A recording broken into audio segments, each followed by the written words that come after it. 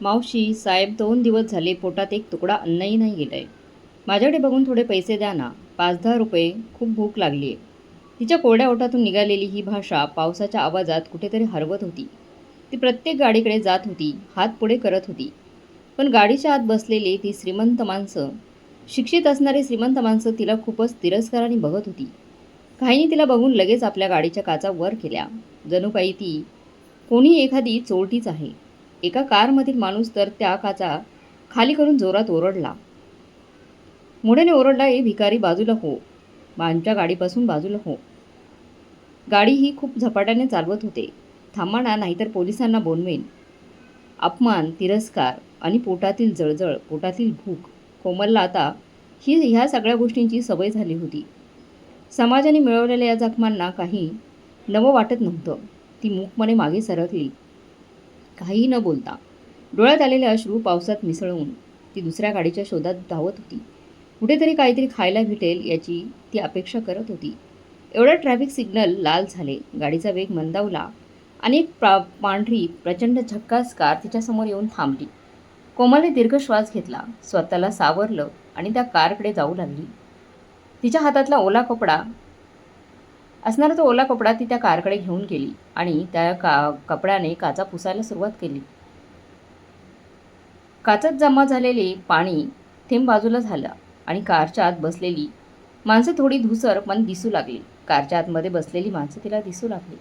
तिने पुन्हा एकदा तोच किंचित अस्वस्थ आवाज काढला. त्यांना बघून ती म्हणाली, "साहेब, खूप भूक लागली आहे, काहीतरी खायला द्या ना." तिचा थरथरणारा आवाज कारच्या आतल्या व्यक्तीच्या कानावर आला. कारच्या मागच्या सीटवर 30 वर्षांचा आनंद बसलेला होता. तो एका प्रसिद्ध IT कंपनीत सिनियर प्रोजेक्ट मॅनेजर होता. ऑफिसचा प्रचंड ताण आणि डेडलाईन्समुळे त्यामुळे तो खूप थकलेला दिसत होता. हातात कॉफीचा कप धरलेला होता. ओठांना लावत होता. तेच खिडकीच्या बाहेरून आलेल्या आवाजाने त्याचे लक्ष वेधले. आनंदने सहज खिडकीच्या बाहेर पाहिलं. बाहेर एक भिकारी मुलगी उभी होती. पण जेव्हा त्याची नजर त्या मुलीच्या चेहऱ्यावर थांबली तेव्हा त्याच्या शरीराचा रागळ जणू बर्फ झाला. त्याचे डोळे धक्क्यात मोठे झाले. हाताला जोराचा धक्का बसला आणि हातातील कॉफीचा कप महागड्या कपड्यांवर आणि कारच्या सीटवर उलटलाय. पण आनंदला त्याचा काहीच विचार नाहीसा झाला होता. त्याच्या भिजलेल्या, काळवंडलेल्या आणि अश्रूंच्या वेढल्यात चेहऱ्याला एक ओळखीचा तो चेहरा दिसत होता. जणू काही कॉलेजच्या काळात कधी पाहिलेला असा एक चेहरा होता. कोमलच्या आवाजात एक विचित्र भीती, आश्चर्य आणि थरथराट मिसळलेलं होतं. "तू तू कोमल आहेस ना? तू इथे कशी कशी काय पोहोचलीस आणि ह्या अवस्थेत?" कोमलने जेव्हा आपलं नाव त्या आलिशान माणसाच्या तोंडून ऐकलं तेव्हा ती तात्काळ दचकली. तिला असं वाटलं की कोणीतरी तिला ओळखते आणि कदाचित तो तिच्या भूतकाळातील एखादा माणूस असेल, जो तिला अजून त्रास देणार आहे. ती प्रचंड घाबरली आणि विचार न करता ती उलट्या दिशेने पळू लागली. "कोमल, कोमल, थांब, पळू नकोस." आनंदने कार थांबवत म्हटलं. मधून मोठ्याने रडून सांगितलं, पण कोमल थांबायचं नाव घेत नव्हती. ती ट्रॅफिकमध्ये गाड्यांच्या मध्ये वाट काढत जोरात धावत होती. आनंदने एक सेकंदासाठी विचार केला नाही. तो कारचा दरवाजा उघडला आणि मुसळधार पावसात चिखलाचा पर्वा न करता तिच्या मागे धावत गेला. "कोमल, थांब, मी तुला काही कळणार नाही." आनंद रस्त्यावरून धावत ओरडत होता. शेवटी एका उड्डाण पुलाखाली कोमलचा पाय घसरला आणि पडण्याची वेळ आली. तेवढ्यात आनंद मागून धावत येऊन तिचा हात घट्ट पकडला. कोमल खूप भीतीने थरथरत होती. तिने आपले तोंड दोन्ही हाताने लपवलं आणि म्हणाली, "मला सोडा साहेब, मी चोर नाही. मी कोणाचे पैसे चोरले नाही. मला जाऊ द्या ना. कृपा करून मला मारू नका." असं म्हणून ती घाबरून पळू लागली. आनंदने हळूच तिचे हात तिच्या चेहऱ्यापासून बाजूला केले. तो पूर्णपणे पावसात भिजून गेला होता. त्याने तिच्या डोळ्यात पाहत खूप शांत आणि हळू आवाजात म्हणाली, "कोमल, माझ्याकडे बघ. तू मला ओळखलं नाहीस का? मी आनंद, तुझ्या कॉलेजचा आनंद, तुझा सख्खा भाऊ मिलिंद, त्याचा कॉलेजमधला बेस्ट फ्रेंड." हे ऐकताच कोमलचं रडणं लगेच थांबलं. ती थोडी संशयाने, आश्चर्याने आनंदच्या चेहऱ्याकडे पाहू लागली. हो, हा तोच आनंद होता कॉलेजच्या दिवसात जो तिच्या भावासोबत असायचा. त्यांच्या घरी येणं म्हणजे तिला लहान बहिणीसारखं वाटायचं आणि ती तिची खूप काळजी घ्यायची. कधी काही काय सुंदर दिसत होते ते. कॉलेजचे कॅम्पस, घरचं वातावरण, तिचा हसरा चेहरा, हे सगळं एका क्षणात कोमलच्या डोळ्यासमोरून एखाद्या चित्राप्रमाणे उडून गेलं. मग तिला आठवलं आजची भयानक परिस्थिती. तिला स्वतःवर खूप लाज वाटू लागली. एक सुशिक्षित घराण्यातली मुलगी आज मुंबईच्या रस्त्यावर भीक मागताना तिच्या ओळखीच्या माणसाला सापडली होती. ती मान खाली करत होती आणि तिचे डोळे भरून आले. ती तिथेच गडबडू रडू लागली. तिचा तो आक्रोश पाहून आनंदचं हृदय तिच्या पप्पांनी फुलांसारखं सांभाळलं होतं तीच मुलगी जी कॉलेजमध्ये नेहमी हसतमुख असायची, जिला रोज नवीन आणि सुंदर कपडे घालायला आवडायचे, आज ती अशा फाटक्या कपड्यात रस्त्यावर उभी होती. आनंदने तिच्या खांद्यावर हात ठेवून म्हटलं, कोमल शांत हो आधी. माझ्याबरोबर चल, इथे पावसात उभं राहू नकोस. तिला उचलून तो आदराने आपल्या कारकडे नेलं त्याने. कारचा दरवाजा उघडून ती आत बसली. ड्रायव्हर आणि आजूबाजूचे लोक त्यांच्याकडे बघत होते, पण आनंदला कोणाची काळजी नव्हती. या वादळात पावसात त्याला त्याच्या भूतकाळातील एक विझलेली ठिणगी सापडली होती, जी कधी कधी खूप तेजस्वी वाटायची. आता त्याला जाणून घ्यायचं होतं की ही ठिणगी राखेत कशी रूपांतरित झाली होती. आनंदी कोमलला कारच्या मऊ आणि आरामदायी सीटवर बसवलं. वातानुकूलनामुळे बाहेरचं पाऊस काहीसे कमी वाटत होतं, पण कोमलच्या मनातलं वादळ अजून शमले नव्हते. ती सतत आपले फाटलेले कपडे सावरायचा प्रयत्न करत होती आणि कारची महागडी सीट खराब होणार नाही ना या भीतीने अगदी संकोचून एका कोपऱ्यात बसली होती. त्या डोळ्यातून अश्रू अजूनही थांबत नव्हते. आनंदने ड्रायव्हरला सांगितलं की गाडी एखाद्या शांत आणि चांगल्या फॅमिली हॉटेलवर घेऊन जावं. काही वेळात ती कार एका मोठ्या हॉटेलसमोर थांबली. आनंदने कोमलला आदराने खाली उतरवलं आणि त्याने तिला आतल्या बाजूला नेलं. हॉटेलच्या चमचमीत वातावरणात तिथले श्रीमंत लोक आणि वेटर कोमलच्या फाटलेल्या कपड्यांकडे पाहून एकमेकांकडे नजर टाकत होते. गुपचूप बोलत होते. काहींच्या नजरेत तिरस्कार होता तर काहींच्या नजरेत संशय, पण आनंद हे सगळं अजिबात काळजी करत नव्हता. त्याने हॉटेलच्या एका कोपऱ्यात शांत कोपऱ्यातलं टेबल निवडलं जिथे कोमलला आराम वाटेल. कोमल म्हणाली, पहिले पाणी पी म्हणाला आणि नंतर मी सांभाळा. आनंदने खूप प्रेमाने पाण्याचा ग्लास तिच्या पुढे सरकवला. कोमलने थरथरत हाताने ग्लास उचलला आणि एकदम पाणी पिऊन टाकलं. आनंदने लगेच वेटरला बोलवलं आणि भरपूर गरम जेवण आणायला सांगितलं. काही वेळात टेबलावर सुगंधी जेवण आलं. 2-3 दिवस उपाशी असलेल्या कोमलला जेवणाचा सुगंध आला की तिला भुकेचा जोर वाढला. सगळं विसरून एका भुकेल्या प्राण्यासारखी तिने जेवायला सुरुवात केली. तिच्या हातातील घास तोंडात जात असताना आनंद तिच्याकडे स्तब्ध होऊन पाहत होता. तिच्या डोळ्यासमोर जुने दिवस उजळत होते. कॉलेजच्या दिवसात उभी असलेली कोमल, जिचा हसणारा चेहरा नेहमी दिसायचा. रोज नवनवीन फॅशनेबल कपडे आणि सुंदर ड्रेस परिधान करत जिच्या वडिलांनी कधीच साधी खर्चट नव्हती लावून दिली तिला. आज ती मुलगी एका घासासाठी इतक्या त्रासात कशी आली? तिचे हे बदललेलं रूप पाहून आनंदचं मन आतून तुटत होतं. जेवण संपलं तरी कोमलने पाण्याचा घोट घेतला आणि ती थोडी शांत झाली. तिच्या चेहऱ्यावर आता लाज आणि संकोच दिसू लागला होता. आनंदने अगदी हळूवार आवाजात विचारलं, कोमल, मला माहिती भूतकाळात जाणं तुझ्यासाठी किती अवघड आहे, पण तरी सांग मला हे सगळं कसं झालं? तुझा सख्खा भाऊ, माझा मित्र मिलिंद 3 वर्षांपूर्वी सांगितलं होतं की तुझं लग्न खूप मोठ्या आणि श्रीमंत कुटुंबात झाले. तुझा नवरा हा मोठा बिझनेसमॅन आहे. मग असं असूनही तू आज मुंबईच्या रस्त्यावर भीक मागताना कशी आलीस? मिलिंद आणि लग्न हे शब्द ऐकतानाच कोमलच्या डोळ्यात पाणी उभं राहिलं. तिला आपली नजर खाली घातली आणि हुंकार काढत तिची काळी कहाणी सांगायला लागली.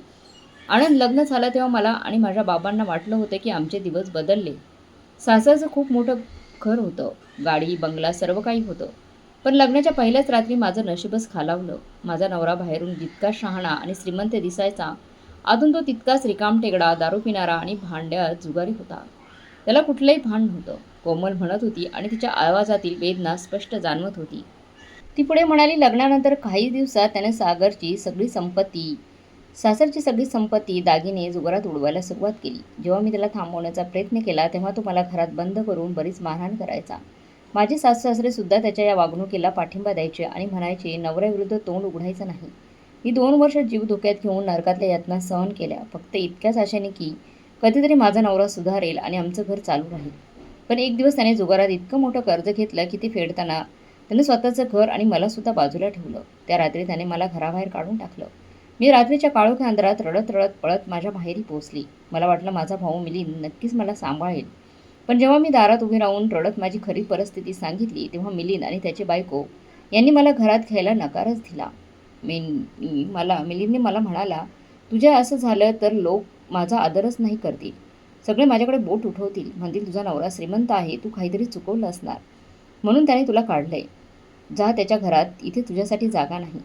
माझ्या भावानेच माझ्यासाठी दरवाजा बंद केला. आनंदच्या या धक्क्याने माझे बाबा आजारी पडले आणि काही दिवसात ते जग सोडून गेले. कोमलचा आवाज आता रडण्यात बदलला होता. बाबा गेल्यानंतर माझे या जगात कुणी राहिलं नाही. मी गाव सोडलं आणि अनोळखी मुंबईत आले. मी शिक्षित होते, त्यामुळे मी अनेक ठिकाणी नोकरी शोधायचा प्रयत्न केला. पण आनंद, या जगात एकट्या तरुण मुलीसाठी जगणं किती अवघड आहे हे मला तेव्हाच कळलं. ज्या ऑफिसमध्ये मी गेले तिथल्या मॅनेजर्सनी आणि मालकांनी नोकरी देण्याच्या नावाखाली माझ्या शरीराची मागणी केली. माझ्या असहाय्यतेचा चांगलाच फायदा घेतला. काही लोक तर माझ्या खोलीपर्यंत पाठलाग करू लागले. मला माझे अब्रू, माझे चारित्र्य वाचवायचं होतं. कोणत्याही चुकीच्या मार्गावर जायचं नव्हतं. शेवटी पुरुषांच्या त्या वासनापासून स्वतःला वाचवण्यासाठी मी माझा लूक बदलला. माझा चेहरा काळाकट्ट केला. फाटके कपडे घातले आणि एकदम भिकाऱ्यासारखं रूप घेतलं. कारण भिकाऱ्यांकडे लोक तिरस्काराने बघतात, पण कुणीच वाईट नजरेने तरी बघत नाही. मी भीक मागून माझं पोट भरू लागली होती. रोज देवाकडे मृत्यू मागायची, पण आज देवाने मला तुझ्यासमोर आणून उभं केलं. कोमलची ही भयंकर वेदना ऐकून आनंदच्या डोळ्यातून अश्रू वाहू लागले. त्याचा राग आणि दुःख दोन्ही अनावर झाले होते. त्याने कोमलचा थरथरता हात आपल्या हातात घेतला. तिच्या डोळ्यात पाहिलं आणि म्हणाला, कोमल बस, तू खूप सोसलंयस. आजपासून तुझा हा वनवास संपला असं समज. तुला आता कुठेही कुणाकडे हात मागण्याची गरज नाही. कोमलने आश्चर्याने पाहिलं. आनंद, तू काय बोलतेस? आनंदने एक दीर्घ श्वास घेतला आणि म्हणाला, कोमल, कदाचित तुला माहीत नसेल, पण माझी आई 2 वर्षांपूर्वीच गेली. आता आमच्या घरात फक्त मी आणि माझा मोठा भाऊ अविनाश राहतो. अविनाशचा एक पाय अपंग आहे, त्यामुळे त्याने कधीच लग्नच केलं नाही. आमच्या या फक्त 2 खोल्यात घरात कुठलीही स्त्री नाही, त्यामुळे घर पूर्णपणे अस्तव्यस्त झालंय. घर असं वाटत नाही. कोमल, मला तुझा भूतकाळ माहिती आहे. तू किती नाजूक आणि स्वाभिमानी मुलगी आहेस हे मला ठाऊक आहे. जर तू तयार असशील तर तू माझ्याशी लग्न करशील का? मी तुला या घराची मालकीन बनून सन्मानाने आयुष्य देऊ इच्छितो. आनंदचे हे बोलणं ऐकताच कोमलच्या मनात काही खरंच हालचाल झाली. ती झटकन आपला हात मागे घेतला. आनंद, नाही, असं कसं शक्य आहे? तू तर वेडा झाला आहेस का? तू एका मोठ्या कंपनीत मॅनेजर आहेस. समाजात तुझी एक चांगली ओळख आहे आणि मी तर रस्त्यावरची भिकारी. तुझा भाऊ काय म्हणेल? तुझा समाज तुला असं जगू देईल का? मी तुझ्या आयुष्यात येऊन सगळं उद्ध्वस्त करू इच्छित नाही. पण आनंद आपल्या निर्णयावर ठाम होता. त्याने पूर्ण आत्मविश्वासाने म्हणाला, कोमल, समाज काय म्हणते याने मला कधीच काही फरक पडला नाही आणि पडणारही नाही. आणि हो, इथे थांबायचा प्रश्न नाही. भावाला तर मी समजावेन. चल माझ्यासोबत. आनंद आणि कोमलला घेऊन आपल्या घरी परत चला. घर मोठं आणि जबरदस्त होतं. घरात प्रवेश करताच आनंदने मोठ्या भावाला ओरडलं, अविनाश, दादा जरा बाहेर ये. अविनाश आपल्या कुड्यांच्या साहाय्याने हॉलमध्ये आला. पण जेव्हा त्याची नजर आनंदच्या शेजारी उभे असलेल्या कोमलवर पडली, तेव्हा तो थक्कच झाला. कोमलचे मळके कपडे आणि तिची अवस्था पाहून अविनाश खूप रागात आला. तो ओरडला, आनंद, हे काय आहे? तू कोणाला घरात घेऊन आलायस? ही तर रस्त्यावर भीक मागणारी मुलगीच दिसते. तुला काही वेळ लागलाय का आपली खानदानी शरम बाळगायला? तुला लाज वाटत नाही का? आबरू आहे की नाही? उद्या शेजारी काय म्हणतील? हिला आत्ताच्या आत्ता घराबाहेर काढ. अविनाशचा तो रागीट चेहरा पाहून कोमल भीतीने मागे सरकली आणि रडू लागली. तिला वाटलं की तिचं नशीब पुन्हा तिला त्याच जागेवर नेणार आहे. अविनाशचा तो भयंकर राग आणि ओरडण्याचा आवाज ऐकून कोमल जागरूक होऊन थरथर कापू लागली. तिच्या डोळ्यातून पुन्हा अश्रू वाहू लागले. तिला वाटलं की तिचं दुर्दैव अजून संपलेलं नाही. पुन्हा एकदा तिला त्याच अपमानाच्या रस्त्यावर जावं लागणार आहे. ती मागे वळणार होती, तेवढ्यात आनंदने तिचा हात घट्ट पकडला. दादा, शांत हो, आधी थांब, गंभीर हो. गंभीर आवाजात म्हणाला, तू जिला भिकारी म्हणून घराबाहेर काढायला सांगतोयस ना, ती कोण अनोळखी नाहीये. ती कोमल आहे, आपल्या मिलिंदची सख्खी बहीण, ज्याच्या लग्नाला आपण दोघं गेलो होतो. मिलिंदची बहीण कोमल हे नाव ऐकताच अविनाशचा राग एका क्षणात हवेत विसरून गेला. त्याच्या हातातल्या कुबड्या जणू जागच्या जागी थंड झाल्या. त्याने डोळे मोठे करून कोमलकडे पाहिलं. धुळीने माखलेला चेहरा आणि फाटके कपडे पाहून त्याला ती जुन्या ओळखीची कोमल आठवली. आनंदने अविनाशला सोप्यावर बसवलं आणि कोमलच्या आयुष्यात घडलेला सगळा प्रसंग त्याला सांगून दिला. तिच्या नावाने केलेली फसवणूक आणि स्वतःच्या सख्ख्या भावाने केलेली फसवणूक, दिलेला डाग आणि आपल्या चारित्र्याचे सन्मान वाचवण्यासाठी तिने मान्य केलेला भिकाऱ्याचा जिना, ही सगळी वेदना एका क्षणात समोर आली. कोमलची कहाणी ऐकताना अविनाशच्या डोळ्यातून कधी पाणी पडले हे त्यालाच कळलं नाही. ज्या भावाने आपल्या बहिणीला रस्त्यावर सोडले, त्या मिलिंदबद्दल अविनाशच्या मनात भयंकर राग आला. तो स्वतः अपंग होता, त्यामुळे वेदना काय असते हे त्याला चांगल्या प्रकारे ठाऊक होतं. अविनाश हळूच उभा झाला, कोमलच्या जवळ गेला आणि तिच्या डोक्यावर हात ठेवून म्हणाला, मला माफ कर कोमल, मी तुला ओळखू शकलो नाही. समाजाच्या खराब दृष्टीमुळे माझ्या डोळ्यावर पट्टी पडली होती. आनंद जे काही बोलतोय ते अगदी खरं आहे. आजपासून हे घर तुझंच आहे. तू या घरची सून नाहीस, तर ह्या घराची लक्ष्मी आहेस. अविनाशच्या तोंडून वहिनी आणि लक्ष्मी हे शब्द ऐकून कोमलच्या हृदयावर मोठा भार कमी झाल्यासारखं वाटलं. ती रडत रडत अविनाशच्या पायाशी पडली. त्याच दिवशी कोणत्याही थाटामिटाशिवाय समाज काय म्हणेल याची पर्वा न करता आनंद आणि कोमल यांनी कोर्टात जाऊन कायदेशीर नोंदणी केलेल्या विवाहात बांधले गेले. कोमल आता अधिकृतपणे आनंदची पत्नी आणि त्या घरची मालकीण झाली होती. लग्नानंतर कोमलने खऱ्या अर्थाने घराचा ताबा कोमलने घेतला. गेल्या अनेक वर्ष स्त्रीशिवाय पोरकं राहिलेलं ते घर आता माईच्या हाताने सजायला लागलं. तिने घराचा एक एक कोपरा स्वच्छ केला. घरात सुगंधी मेणबत्तीचा वास दरवळू लागला. अविनाशच्या नाजूक काळजी घेणाऱ्या मनातून आईसारखी ममता जागृत झाली. त्याचे कपडे, औषध, पाणी याची ती काळजी घेऊ लागली. की अविनाशला असं वाटायला लागले की मानवी आई घरात परत आली आहे. स्त्रीचं पाऊल घरात पडताच आनंदने अविनाशचं जीवन एक सुंदर नववर्षाप्रमाणे उजळू लागलं होतं. स्वभावाने आणि मेहनतीने त्या घरातल्या प्रत्येकाचं मन जिंकून घेतलं होतं. काळ हळूहळू पुढे सरकत होता. कोमल आणि आनंदच्या लग्नाला 1.5 वर्ष पूर्ण झाली होती आणि त्या घरात नवीन आनंदचं आगमन झालं. कोमलने अतिशय गोड आणि सुंदर मुलगी जन्माला घातली. आनंदने आपली लेक पाहिली तेव्हा त्याच्या डोळ्यातून आनंदाश्रू वाहू लागले. बंगल्यासारख्या घरात आता एका लहान बाळाचं पायदान उजळू लागलं होतं. कोमल आता ती रस्त्यावर भीक मागणारी अगतिक मुलगी नव्हती. ती आता एका प्रतिष्ठित घराची स्वाभिमानी सून आणि एक गोड बाळाची आई झाली होती. एक दिवस कोमलने आनंदने अविनाशला म्हणाल्या, आज मला एका ठिकाणी घेऊन जायचं आहे. मी दोघेही आणि माझी मुलगी माझ्यासोबत येणार आहे. आनंदने हसून होकार दिला. कोमलने सुंदर रेशमी साडी परिधान केली होती. गळ्यात मंगळसूत्र आणि कपाळावर ताजं कुंकू होतं. तिचं रूप एखाद्या राणीसारखं तेजस्वी दिसत होतं. आनंदने आपली आलिशान गाडी बाहेर काढली. गाडी चालू केली. कोमलने सांगितलं. रस्त्याला धावत गेली आणि शेवटी गाडी ओळखीच्या गावात एका घरासमोर थांबली. ते घर कोमलचं बाहेर होतं. तिचा भाऊ मिलिंद याचं घर. गावात अचानक इतकी मोठी आलिशान गाडी येताना पाहून पाजारीचे लोक म्हणायचे ते कुणालाच ठाऊक नव्हतं. हे काय झाले ते पाहायला लोक जमा झाली होती. कारचा दरवाजा उघडला. आधी आनंद उतरला आणि मग अविनाश दादांनी कुबड्या दिल्या आणि अखेर गाडीच्या मागच्या सीटवरून कोमल आपल्या 6 महिन्याच्या बाळाला कडेवर घेऊन दरवाजात गेली. कोमलला या तयारीत एका श्रीमंत घराण्याची सून म्हणून आलेली पाहून मिलिंद आणि त्याची बायको बाहेर आली. कोमलला समोर पाहून दोघांनाही पाय जमिनीला लागत नव्हते. त्यांना स्वतःच्या डोळ्यावर विश्वास बसत नव्हता. ही तुझीच कोमल होती, ज्याला 3 वर्षांपूर्वी कलंकित आणि ओझं म्हणून रात्रीच्या अंधारात दारातून तू हाकलून दिलं होतं. आजूबाजूच्या गावकऱ्यांमध्ये कुजबूज सुरू झाली. कोमल खूप आत्मविश्वासाने पुढे आली आणि आपल्याच्या भावाच्या समोर उभी राहिली. तिच्या डोळ्यात आता भीती नव्हती तर एक वेगळाच अभिमान होता. ती मिलिंद आणि त्याच्या बायकोकडे पाहत म्हणाली, दादा वहिनी ओळखलं नाही का मला? मी तुमची तीच बहीण आहे कोमल, जी तुम्ही एका भिरकाऱ्याप्रमाणे रस्त्यावर सोडून दिली होतीस. तुम्हाला वाटलं होतं ना की मी तुमच्यावर ओझं बनेन, माझ्यामुळे समाजात तुमची इज्जत जाईल. मिलिंदचं तोंड पूर्णपणे बंद झालं होतं आणि त्याची बायको भीतीने थरथर कापत होती. कोमल पुढे म्हणाली, पण हे पहा, देवाने माझं ऐकलं. जेव्हा रक्ताच्या नात्यांनी माझ्यासाठी दरवाजे बंद केले तेव्हा एका अनोळखी नात्याने मला आदराने नव्या आयुष्याची सुरुवात दिली. आज मी एका आनंदी कुटुंबाची मालकीण आहे. कोमलने मिलिंदच्या डोळ्यात बघून शेवटचा वार केला. मला तुमच्याकडून कोणताही बदला घ्यायचा नाही दादा, कारण बदला घेऊन मला तुमच्यासारखं लहान व्हायचं नाही. पण आज मी तुमच्या घरी येऊन फक्त एवढंच सांगायचं होतं, परिस्थिती आणि स्थिती कधीही सारखी राहत नाही.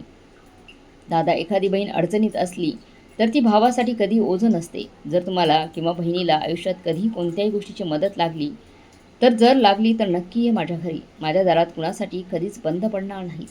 कोमलचे हे शब्द ऐकून मिलिंद आणि त्याची बायको मान खाली करून पश्चाताप करत संपूर्ण गावात समोर जमिनीवर टेकली होती.